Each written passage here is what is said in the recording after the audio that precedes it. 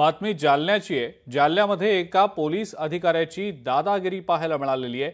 आंदोलकाला या पोलीस अधिकाऱ्यानं कमरेत लाथ घातल्याचा व्हिडिओ आता समोर आलेला आहे। डीवायएसपी अनंत कुलकर्णी यांनी ही लाथ घातल्याचा व्हिडिओ आता समोर आलेला आहे। अनंत कुलकर्णी यांच्यावर कारवाई करण्याची आता मागणी देखील केली जाते।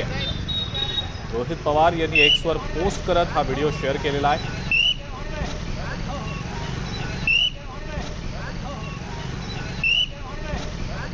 गोपाळ चौधरी म्हणून एक व्यक्ती आहे आणि त्याचे कुटुंबीय म्हणजे वडील आणि भाऊ साधारणपणे 1.5-2 वर्षापूर्वी त्याची पत्नी कौटुंबिक वादविवादामुळे निघून गेलेली आहे आणि तिने अमरावती जिल्ह्यात दुसरं लग्न केलेलं आहे। हा पूर्ण प्रकार त्या जिल्ह्यातला आहे। त्यांना वारंवार सांगूनही आमच्या ज्युरिडिक्शनमधला नाही असं सांगूनही आणि त्यांना योग्य ती कायदेशीर मदत करूनही त्यांचा हट्ट आणि दुराग्रह काही संपत नाही की आम्ही त्यांना त्यांच्या पत्नीला आणून द्यावं।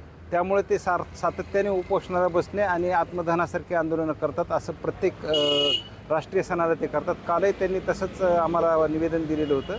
आम्ही त्यांचं मतपरिवर्तन करण्याकरता त्यांच्या भावाला आणि वडिलांना पोलीस स्टेशनला आणलेलं होतं।